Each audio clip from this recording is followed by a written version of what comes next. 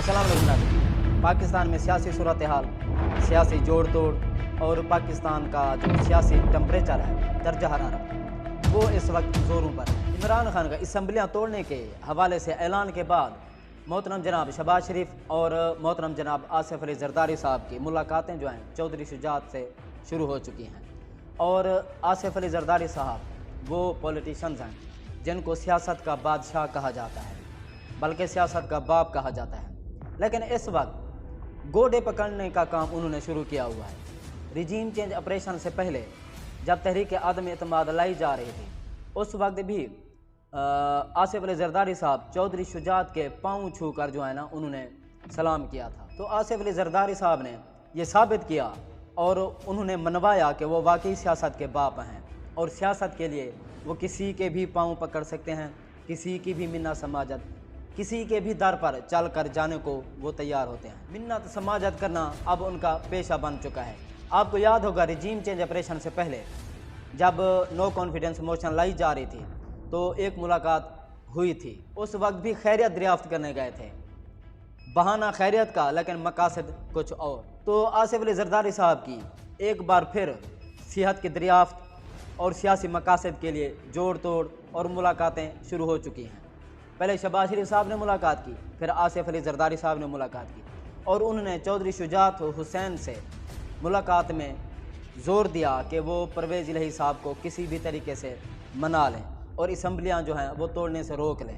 लेकिन उनको लगता है कि इस सारे मामले में सबसे बड़ी जो रुकावट है वो मोना सिलही है।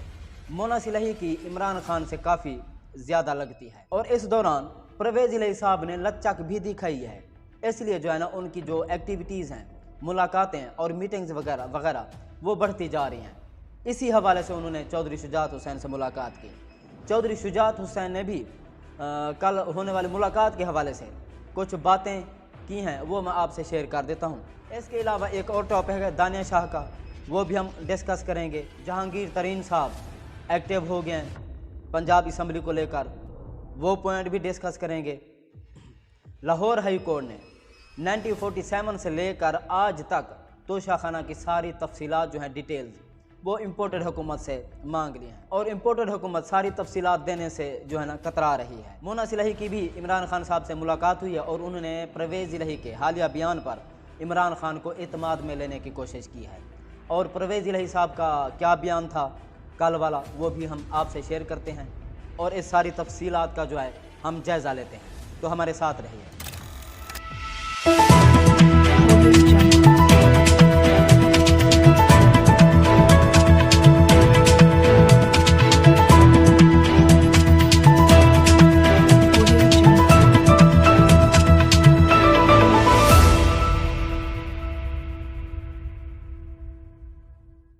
सबसे पहले हम आपसे शेयर कर लेते हैं दानिया शाह जो है मामला इशू।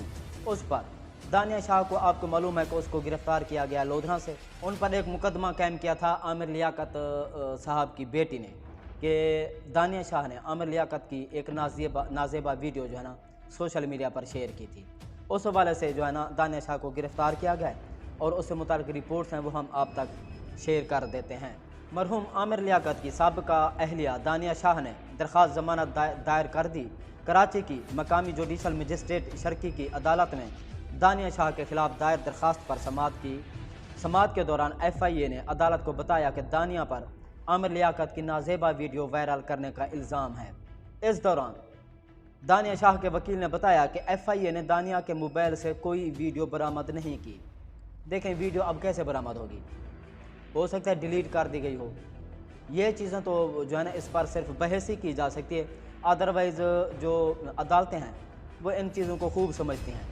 जिस पर मुकदमा कायम किया जाए उस हवाले से कोई भी सबूत कोई भी हो, मुजरिम हो या मुलजिम हो, अपने पास महफूज नहीं रखता।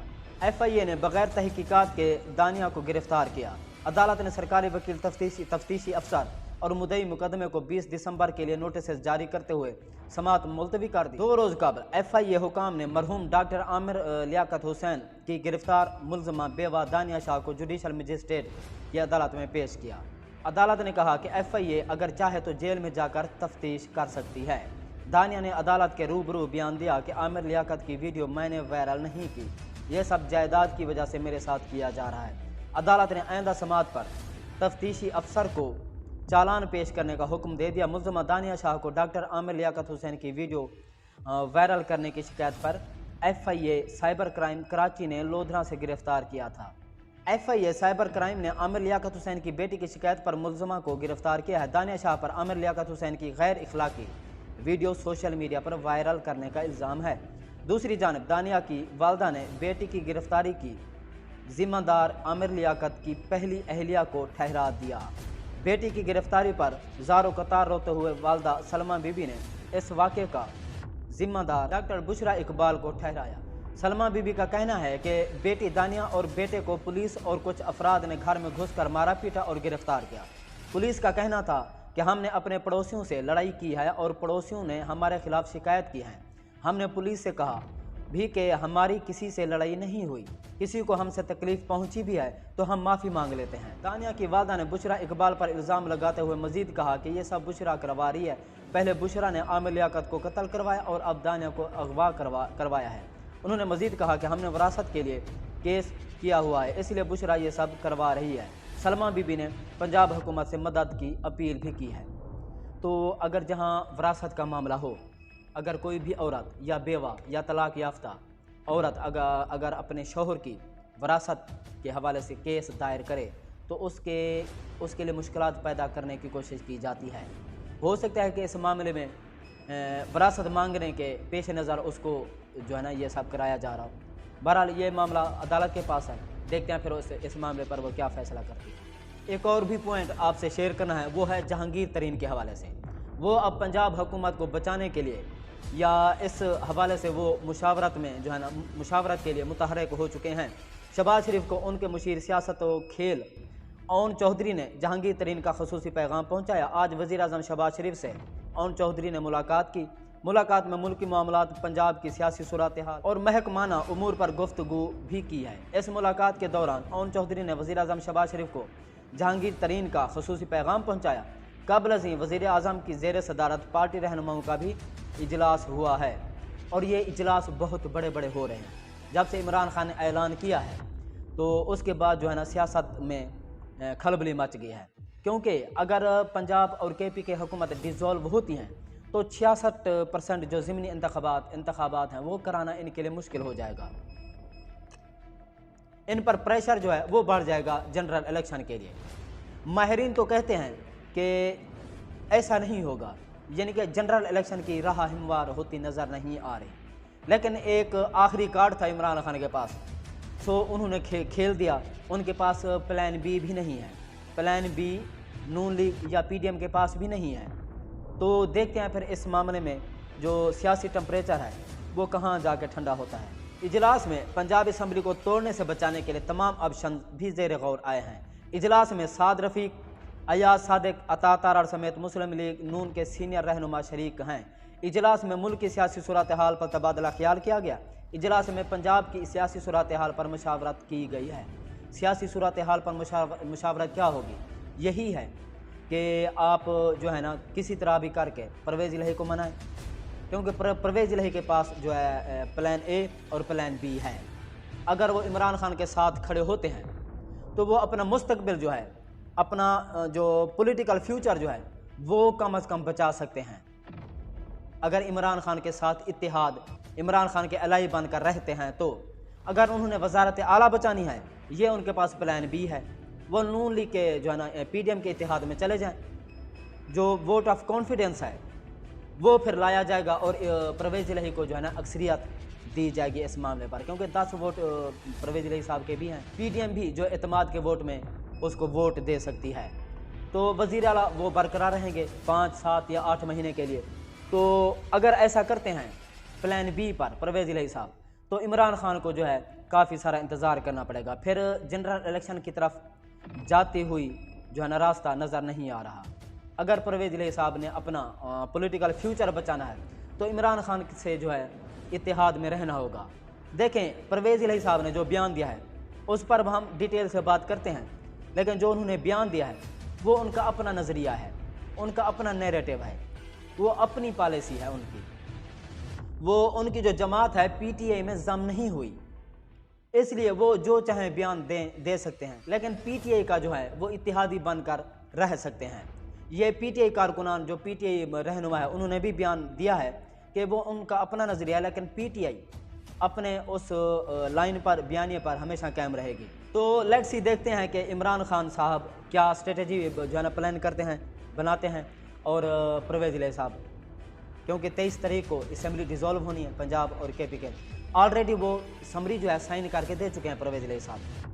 तो देखते हैं फिर आगे क्या होता है। एक और ख़बर भी है कि अयाज सादिक साहब हैं, असम्बली तोड़ने के हवाले से जो इन्होंने इजलास बनाया उसकी सदारत अयाज सादिक साहब को देना चाहते थे, लेकिन उन्होंने इस पर जो है ना इनकार कर दिया है। चौधरी शुजात हुसैन से मुलाकात हुई आसिफ अली जरदारी साहब की और जनाब शहबाज शरीफ साहब की। तो चौधरी शुजात हुसैन ने कुछ बयान दिया है, वो हम आप तक शेयर कर देते हैं।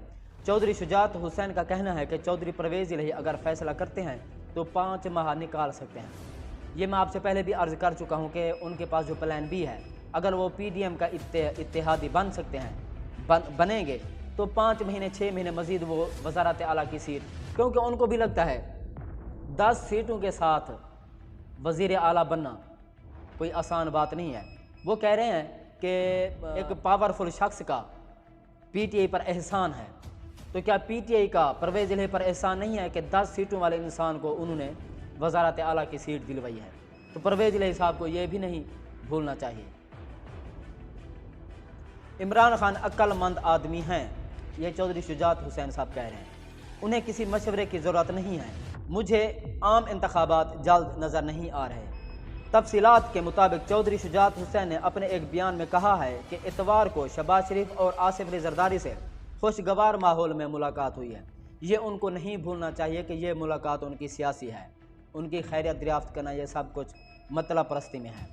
लेकिन इस ख़ानदान की एक बदनसीबी है कि ये समझौता कर लेते हैं, बहुत जल्दी समझौता कर लेते हैं, सिर्फ सीटों पर अपना पॉलिटिकल फ्यूचर ये अपना दाव पर लगना हो लगा देते हैं, लेकिन मौके पर इनको कुछ ना कुछ वजारतें चाहिए होती हैं। इस वक्त जब अगर इमरान खान के साथ सही मानों में थोड़ा खड़े हुए नज़र आ रहे हैं तो वो मोना इलाही साहब हैं। चौधरी शुजात हुसैन का बयान कि आज किसी रहनुमा से मुलाकात नहीं, अगर शाम को मुलाकात हुई तो वो भी अच्छी ही होगी।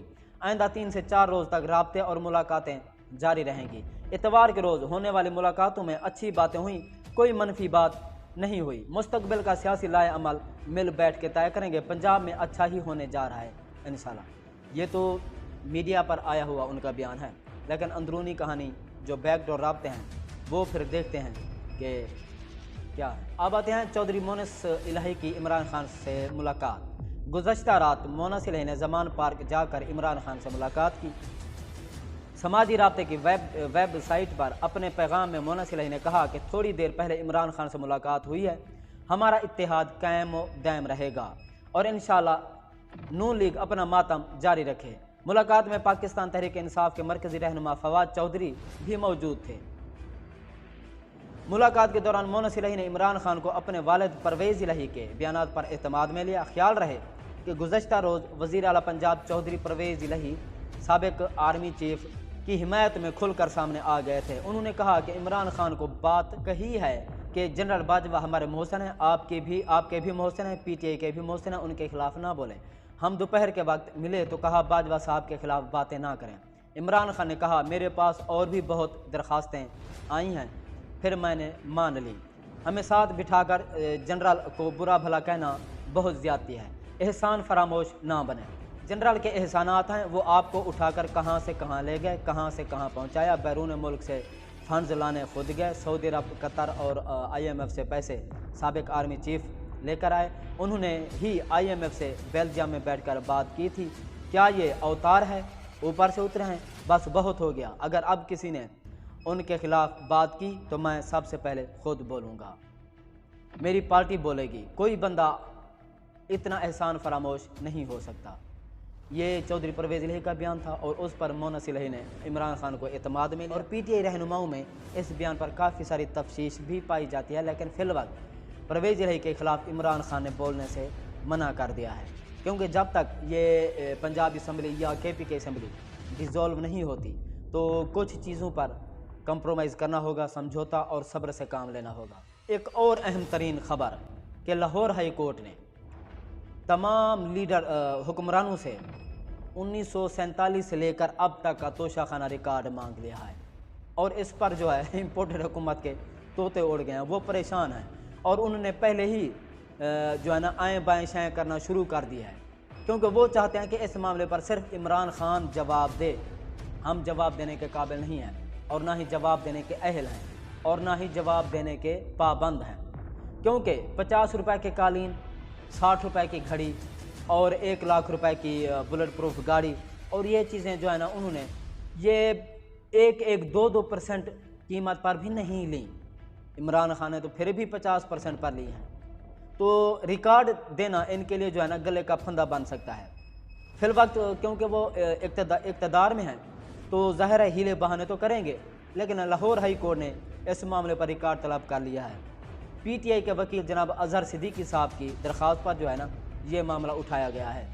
तो लाहौर हाई कोर्ट को भी देखना होगा, सोचना होगा कि एक घड़ी जो इमरान खान ने ख़रीदी तोशाखाना से, उसने फिर जहां भी बेची उसका हिसाब इम्पोर्टेड हुकूमत मांग रही है, तो अपना खाया हुआ पैसा, तोशाखाना, बुलेट प्रूफ गाड़ियाँ, घड़ियाँ, जूते, ये सब कुछ छितर वगैरह, उनका हिसाब कौन देगा।